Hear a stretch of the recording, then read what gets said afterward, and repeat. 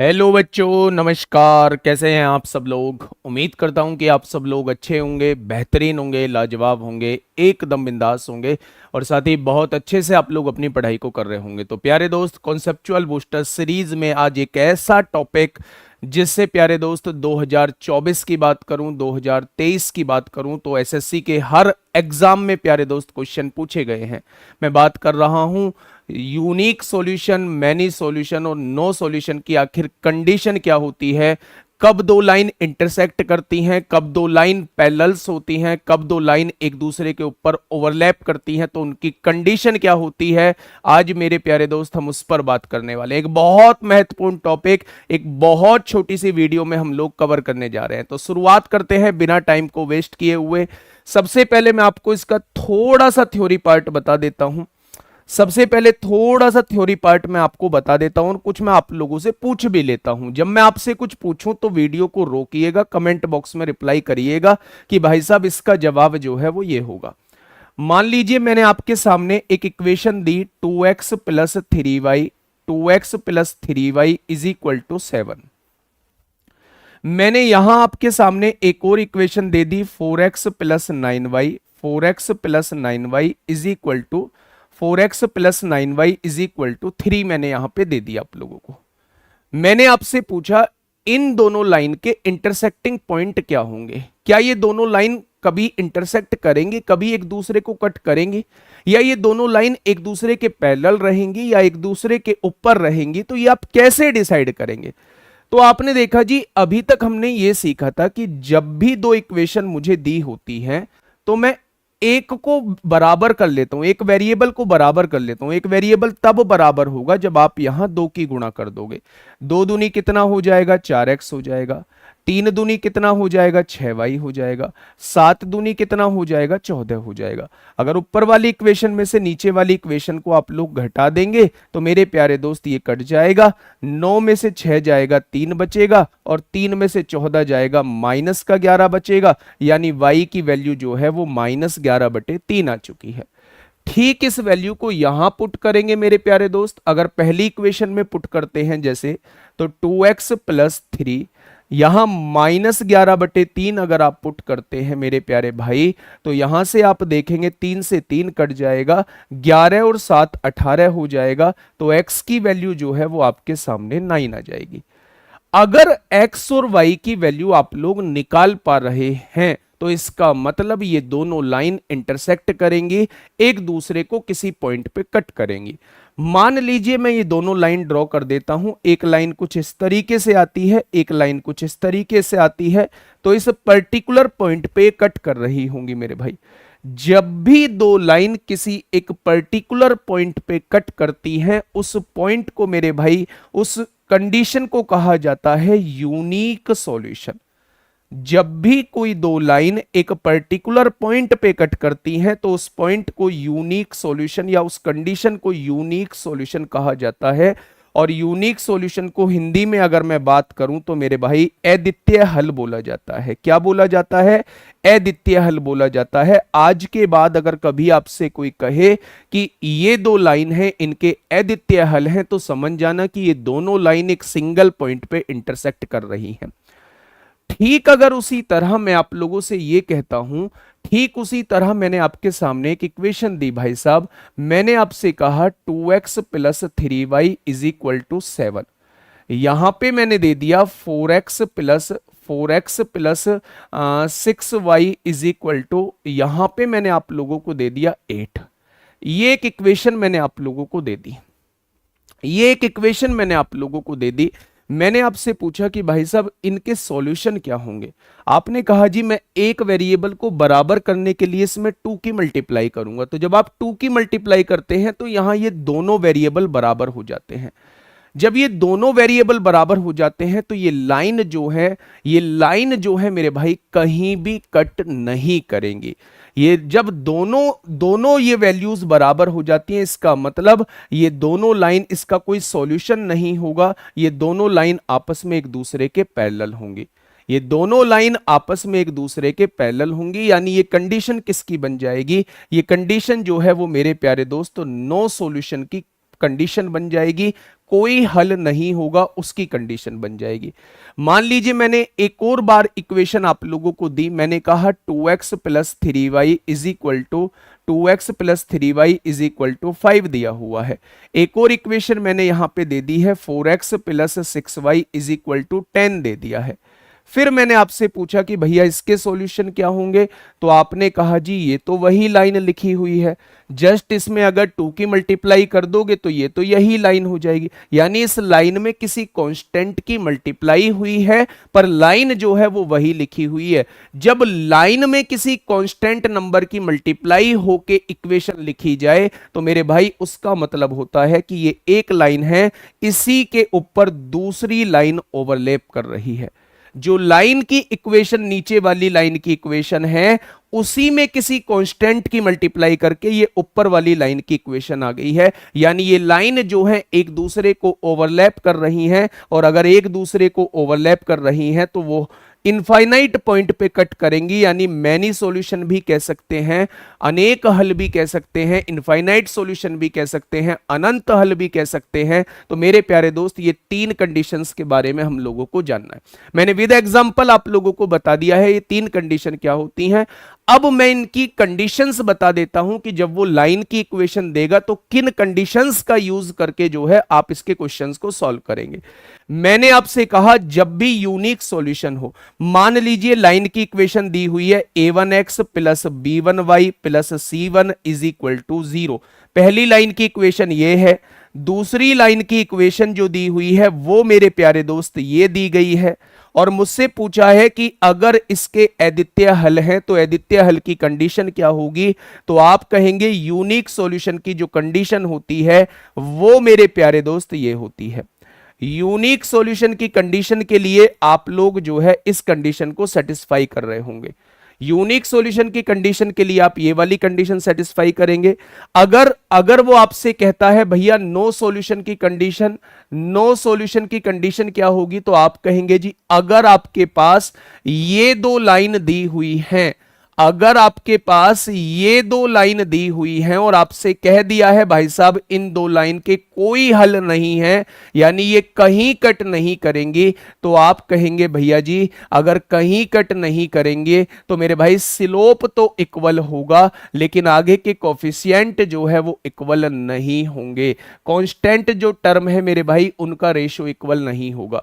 यानी a1 upon a2 equal to b1 upon b2 not equal to c1 upon C2। अगर many solution की condition आती है तो मेरे भाई सब कुछ बराबर होगा। a1 x का कोफिशिएंट a1 अपॉन a2 जो रहेगा y के कोफिशिएंट के रेशियो के इक्वल रहेगा, और वो जो कांस्टेंट टर्म आपके सामने लिखी है उसके रेशियो के इक्वल रहेगा। ये होती है मैनी सॉल्यूशन की कंडीशन। यूनिक सॉल्यूशन की कंडीशन दोनों इक्वल नहीं होते रेशियो। नो सॉल्यूशन की condition a1 upon a2 equal to b1 upon b2 होता है पर not equal to c1 upon c2 होता है।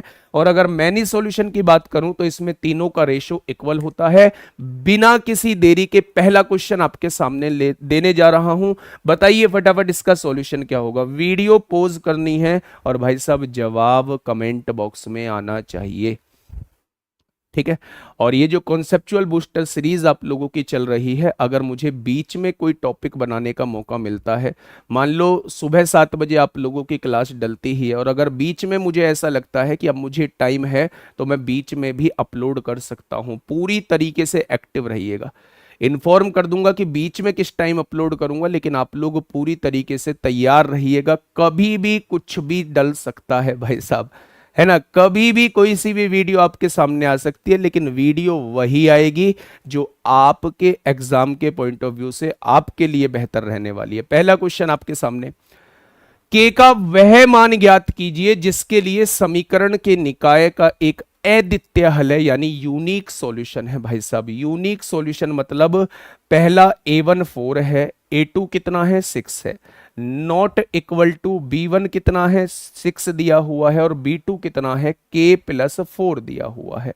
मेरे प्यारे दोस्तों 4k हो जाएगा, 4 की मल्टीप्लाई 4 में करेंगे 16 हो जाएगा, नॉट इक्वल टू 36 हो जाएगा। प्लस का 16 इधर आके माइनस का 16 होगा, या फिर आप ऐसे कर सकते हैं, दोनों साइड -16 कर सकते हैं। अब 36 में से 16 जाएंगे तो कितना बचेगा, 20 बचेगा। 4 से दोनों साइड डिवाइड कर दीजिए, तो k नॉट इक्वल टू 5 होना चाहिए। के 5 के बराबर नहीं होना चाहिए। के 5 के बराबर होगा तो मेरे भाई मामला उलट जाएगा। के 5 के बराबर नहीं होगा तो ये एक ही पॉइंट पे कट कर रही होंगी, यानी इन दोनों लाइन के यूनिक सॉल्यूशन होंगे। नेक्स्ट क्वेश्चन, पेन चलना चाहिए, पेन चलना चाहिए और मुझे कमेंट बॉक्स में दिखना चाहिए कि आप सीरियस हैं, है ना। फटाफट से बताएंगे क्या होगा इस क्वेश्चन का बिल्कुल सही जवाब। तेजी से करते हैं भाई साहब, आतंक मचा देते हैं।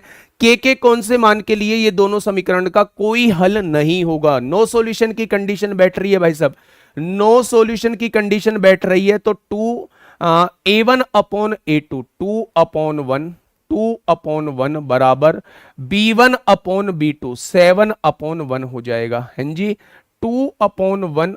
अच्छा, के कहां है, अच्छा उसमें 7 के दिया हुआ है बेटा, y का कोफिशिएंट 7 के दिया हुआ है। देखिए ना, A1/A2 बराबर B1/B2। तो यहां से देखेंगे भैया जी ये क्या हो जाएगा, ये तो ये हो जाएगा और यहां से 7 हटेगा, यहां आके डिवाइड में हो जाएगा।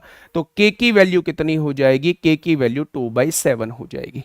समझ में बात आ रही है, तो आप कहेंगे जी बिल्कुल समझ में बात आ रही है। आगे बढ़िएगा, आगे बढ़िएगा, फटाफट बताइए क्या होगा इस क्वेश्चन का बिल्कुल सही जवाब। सीजीएल टीयर 2 2023 में आपसे पूछा गया है। देखते हैं, निम्नलिखित में से m के किस मान से समीकरण निकाय का कोई हल नहीं होगा। पैरेलल लाइंस की बात कर रहा है, पैरेलल लाइंस की बात कर रहा है, तो भैया जी स्लोप इक्वल होगा। x का कोफिशिएंट 18 है, x का कोफिशिएंट 7 है, y का कोफिशिएंट -72 है और y का कोफिशिएंट -m दिया हुआ है। माइनस से माइनस उड़ाओ, 18 चौक 72 लिखो, 7 चौक 28 लिखो। m की वैल्यू क्या हो जाएगी, m की वैल्यू मेरे भाई 28 हो जाएगी। नेक्स्ट क्वेश्चन आपके सामने है, फटाफट मुझे बताइए। नेक्स्ट क्वेश्चन बच्चे आपके सामने है, फटाफट से मुझे बताइए क्या कह रहा है। के किस मान के लिए समीकरण का कोई हल नहीं होगा। कोई हल मतलब पैरेलल लाइंस, और पैरेलल लाइंस में स्लोप इक्वल होते हैं, यानी A1/A2 is equal to B1/B2 होता है। x का कोफिशिएंट यहां कितना है, k दिया हुआ है। x का कोफिशिएंट यहां कितना है, 7 दिया हुआ है। y का कोफिशिएंट यहां -15 दिया हुआ है और y का कोफिशिएंट यहां -21 दिया हुआ है। 7 को हटाइए, इधर ले आइए, माइनस से माइनस कटेगा, 7 तिया 21 हो जाएगा और 3 पंजे 15 हो जाएगा। तो k की वैल्यू क्या आ जाएगी, आप कहेंगे k की वैल्यू 5 आ जाएगी। नेक्स्ट क्वेश्चन पे आइए मेरे भाई, नेक्स्ट क्वेश्चन पे आइए, फटाफट क्या कहना चाह रहा है, बहुत तेजी से सॉल्व करना है। ये टॉपिक मात्र 20 मिनट में रिकॉल हो जाएगा सारा। के किस मान के लिए समीकरण के अनंत हल होंगे। अनंत मतलब किसी कांस्टेंट की मल्टीप्लाई कर दी है, लाइन के ऊपर लाइन आएगी, यानी तीनों का रेशो बराबर होगा। x का कोफिशिएंट कितना है, 4 है। यहां x का कोफिशिएंट कितना है, 5 है। y का कोफिशिएंट कितना है, 12 है और यहां y का कोफिशिएंट कितना है, k है मेरे भाई। और यहां देखेंगे कांस्टेंट का कोफिशिएंट, ये करने की आवश्यकता नहीं है, फिर भी मैं करके दिखा देता हूं।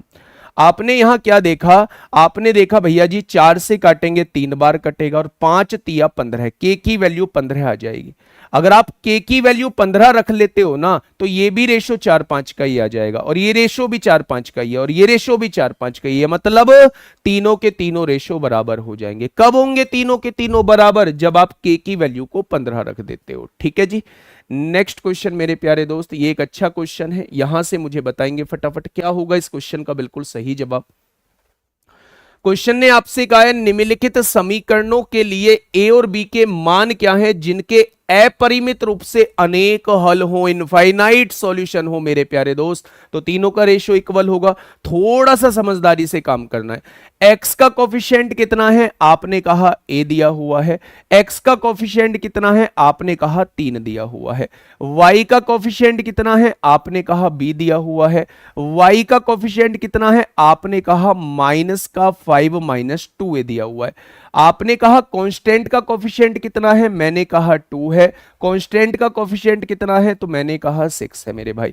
यहां देखेंगे ये 1 3 आ जाएगा। बेटा जी मेरे दोस्त, यहां पे इन दोनों रेशो को लेके एक ही वैल्यू निकाल लो। एक ही गुणा 3 में करेंगे, पहले तो ये देख लो, एक ही गुणा 3 में करेंगे 3 हो जाएगा, और 3 की गुणा 1 में करेंगे 3 हो जाएगा। आप यहां से समझ पाए होंगे कि एक ही वैल्यू 1 आ चुकी है। आप यहां से समझ पाए होंगे एक ही वैल्यू 1 आ चुकी है। ये ऑप्शन नहीं होगा, ये ऑप्शन नहीं होगा। एक ही वैल्यू 1 रख दी, 1/3 हो गया। यहां पे देखेंगे मेरे प्यारे दोस्त माइनस, एक ही वैल्यू 1 रखोगे 5 में से 2 जाएगा, -3 हो जाएगा। यानी ये एक बार -1 बी की वैल्यू, ए की वैल्यू 1, बी की वैल्यू -1, बिना सोचे समझे ऑप्शन नंबर सी टिक कर देना। नेक्स्ट क्वेश्चन आपके सामने, क्वेश्चन नंबर 7। बताइए क्या होगा इस क्वेश्चन का बिल्कुल सही जवाब, जल्दी से बताइए बेटा। सोच के मैंने आपके सामने रखा, वीडियो को पोज करिए, मैं भी रुका हूं 10 सेकंड के लिए, वीडियो को पोज करिए और फटाफट मुझे इसका जवाब दे दीजिए कि क्या होगा इस क्वेश्चन का साथी बिल्कुल सही जवाब। निम्नलिखित में से ए और बी के किन मानों के लिए दिए गए समीकरणों में कोई हल नहीं है। भाई सब पैरेलल लाइन है, और पैरेलल लाइन में आप जानते हैं शुरू के 2 का रेशो इक्वल होता है, बाद का रेशो इक्वल नहीं होता।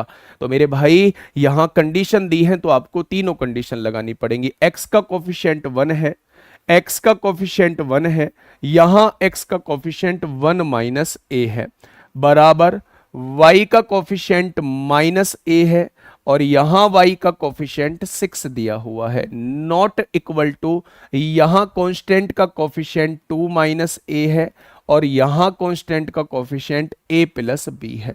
अब देखिए मेरे भाई, अब हम चीजों को कैसे करें कि हमारे पास a और b की वैल्यू आ जाए। या तो एक तरीका ये कहता है ऑप्शन को उठा के रखते हुए चले जाओ, आपकी बात समझ में आ जाएगी, या फिर क्या तरीका कहता है सुनिएगा। आप पहले इन दोनों इक्वेशन को देख लेते हैं। आपने कहा भैया, आपने क्या कहा, 6 की गुणा 1 में करी 6 आएगा, -a की गुणा किस में कर दी, 1 - a में।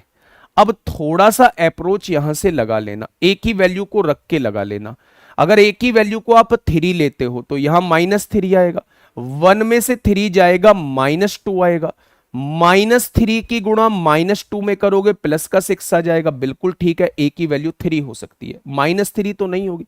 जब -3 लोगे तो ये +3 हो जाएगा, और -3 लोगे तो ये 4 हो जाएगा। 4 की गुणा 3 में करोगे 12 आएगा, लाना 6 है, तो -3 का तो मतलब ही नहीं बनता। या तो ये ऑप्शन होगा या फिर ये ऑप्शन होगा। अब मेरे प्यारे दोस्त ए की वैल्यू आ चुकी है, ए की वैल्यू यहां से हमने फाइंड आउट कर ली, ए की वैल्यू 3 आ चुकी है। अब मेरे प्यारे भाई आप क्या करेंगे, इन दोनों को देख लेते हैं। ए की वैल्यू कितनी लिखी है, -3/6 है। अब नॉट इक्वल टू ए की वैल्यू कितनी ली है, ए की वैल्यू मेरे भाई 3 ली है, 2 में से 3 जाएगा, -1 बचेगा। ए की वैल्यू 3 है, यहां +b हो जाएगा। अगर मैं यहां से थोड़ा सा देखूं तो भैया जी यहां से माइनस की गुणा कर दो। अब आपने क्या देखा, ये 1/2 दिया हुआ है। आपने कहा जी भैया जी क्रॉस मल्टीप्लाई कर देंगे, क्रॉस मल्टीप्लाई कर देंगे तो 3 + b नॉट इक्वल टू 2 आ जाएगा। अब ये 3 माइनस कर दो दोनों जगह से मेरे भाई, दोनों जगह से 3 माइनस कर दोगे तो ये नॉट इक्वल टू -1 आ जाएगा। तो b की value not equal to -1, a की वैल्यू 3, ऑप्शन नंबर बी आ जाएगा। कोई दिक्कत समस्या कहीं से कहीं तक भी नहीं आई जी, ये तो बहुत आसान चीज है भाई, सब पूछी जाती है। आसान तो है, CGL Tier 2 2023 में भी पूछी गई है। फटाफट बता दो क्या होगा इसका जवाब। आज एक ऐसा क्वेश्चन देख के जाऊंगा, जितने बच्चे, आज मैं आप लोगों से ये उम्मीद करूंगा कि जितने बच्चे उस क्लास को देखेंगे उतने बच्चे उस क्वेश्चन का जवाब जरूर देंगे। और आज कमेंट की संख्या जो है बहुत ज्यादा रहने वाली है, क्योंकि आज सभी बच्चे उसका जवाब देने वाले हैं। एक ऐसा क्वेश्चन आपके सामने देख के जाऊंगा, ठीक है, देखिएगा।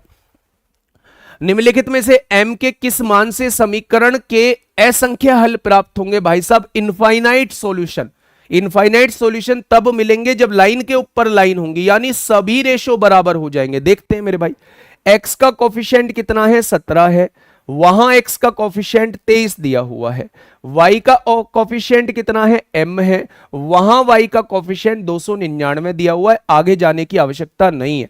मेरे भाई 100% कट रहा होगा अगर ये पूरा इंटीजर में आ रहा है। 23 एकम 23, 6 बचेगा 23, 69, 13 सत्ते 91 को 1 हासिल 9, 13 एकम 13 और 9 22 हो जाएंगे। क्या m की वैल्यू जो है वो 221 हो जाएगी। आगे बढ़ जाओ बिना सोचे बिना समझे। नेक्स्ट क्वेश्चन पे आओ मेरे प्यारे दोस्त। क्वेश्चन नंबर 9 क्या कहता है? क्वेश्चन नंबर 9 क्या कहता है?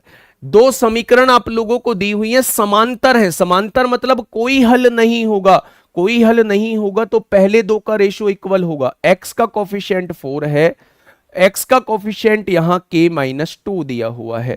यहां देखेंगे y का कोफिशिएंट k-2 है और यहां y का कोफिशिएंट 9 दिया हुआ है। k-2 की गुणा k-2 में करेंगे तो ये स्क्वायर हो जाएगा और 9 की गुणा 4 में करेंगे मेरे भाई ये 36 हो जाएगा। स्क्वायर हटाएंगे, स्क्वायर रूट लगाएंगे तो k-2 6 आएगा और ये -2 है, इधर आके +2 हो जाएगा तो k की वैल्यू 8 आ जाएगी। k की वैल्यू कितनी आएगी? 8 आ जाएगी मेरे भाई। एक यहां -6 लेके भी कर सकते हैं मेरे दोस्त। तो k की वैल्यू कितनी आ गई है? 8 आ गई है। उसने पूछा है 8 का स्क्वायर 64 और 6 का मान क्या होगा? 64 + 6 70 हो जाएगा। k की वैल्यू 8 रखिए, 8 का स्क्वायर 64, 64 और 6 70 हो जाएगा मेरे भाई। नेक्स्ट क्वेश्चन पे चलिए। नेक्स्ट क्वेश्चन क्या कह रहा है? क्वेश्चन नंबर 10 आपके सामने है। क्वेश्चन ने कहा है दो चरों वाले यानी दो कांस्टेंट है रेखिक समीकरणों के निम्नलिखित निकाय के हल के बारे में क्या निष्कर्ष निकाला जा सकता है? रेशो निकालो ना। x का कोफिशिएंट 3 है, y का कोफिशिएंट 2 है। x का कोफिशिएंट यहां 3 है, यहां 2 है। y का कोफिशिएंट यहां 2 है, यहां 3 दिया हुआ है। कांस्टेंट यहां भी 7 है, कांस्टेंट यहां भी 7 है मेरे भाई।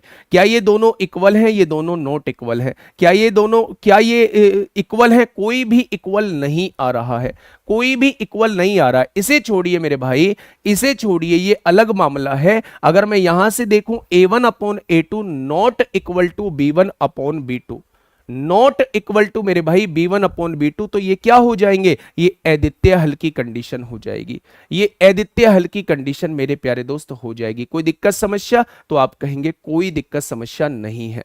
11th का देखिए मेरे प्यारे दोस्त, जब शुरू के दो का रेशो इक्वल ना आ रहा हो तो अद्वितीय हल की कंडीशन होती है मेरे प्यारे भाई, है ना। 11th क्वेश्चन को एक बार देखेंगे। उसने कहा है कि ये दो इक्वेशन दिए हुए हैं, कौन सा कथन सही है? पहले x का रेशो 0.4 है, वहां x का रेशो 0.3 है, y का रेशो 0.16 है, वहां y का रेशो 0.12 है।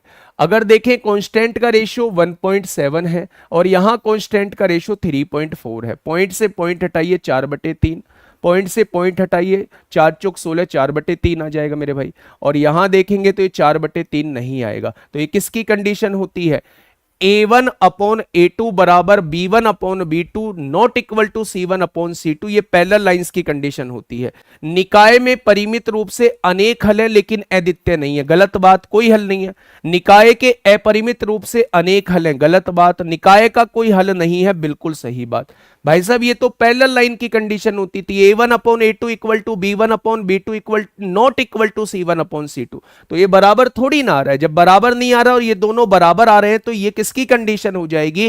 पैरेलल लाइंस की कंडीशन, यानी जिसका कोई हल नहीं है। ये प्यारे दोस्त मैंने तो सारे क्वेश्चन करा दिए आप लोगों को, मैंने तो आज आपको होमवर्क ही नहीं दिया भाई साहब। ये आपके सामने एक ऐसा टॉपिक था जिससे बहुत ज्यादा क्वेश्चंस आप लोगों से पूछे जाते हैं। मैं प्यारे दोस्त एक क्वेश्चन देने की कोशिश करता हूं, एक क्वेश्चन देने की कोशिश करता हूं। मैंने आपसे ये कहा, एक इक्वेशन आपके सामने लिखी हुई है, एक इक्वेशन आप लोगों के सामने लिखी हुई है 2x + 5y = 9। यहां लिखा हुआ है 3x + ky = 7। मैं आपसे पूछ रहा हूं इस इक्वेशन के बारे में मैं आपसे पूछना चाह रहा हूं कि इसका कोई हल नहीं है, इसका कोई हल नहीं है, कोई हल नहीं है, कोई हल नहीं है। तो k का मान क्या होगा? k का मान क्या होगा? k का मान क्या होगा? कोई हल नहीं है तो k का मान क्या होगा?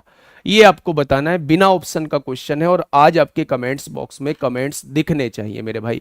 ऐसे ही प्यार देते रहिए, एक अलग ही लेवल की वीडियोस आप लोगों को मिलती रहेंगी। और मेरे प्यारे दोस्त, आपने सोचा नहीं होगा कि हम लोगों को जो दिक्कत है वो मुझे कैसे पता चलेगी, उसकी वीडियो आप लोगों को हमारे वीडियो सेक्शन में मिलती रहेगी। जो भी टॉपिक में दिक्कत आती है, जो भी टॉपिक ऐसा होता है जिसे जनरली हम लोग देखते नहीं हैं, या जनरली वो हमारे मतलब जब हम लोग पढ़ रहे होते हैं तो वो सिलेबस पार्ट में नहीं आता है, या बहुत पहले कर चुके हैं, उसे भूल गए होते हैं, तो मेरे प्यारे दोस्त उन सारे टॉपिक्स को मैं इस सीरीज के थ्रू जो है वो रिवीजन करा रहा हूँ। आज के लिए इतना ही। ओके, टाटा, बाय बाय, धन्यवाद।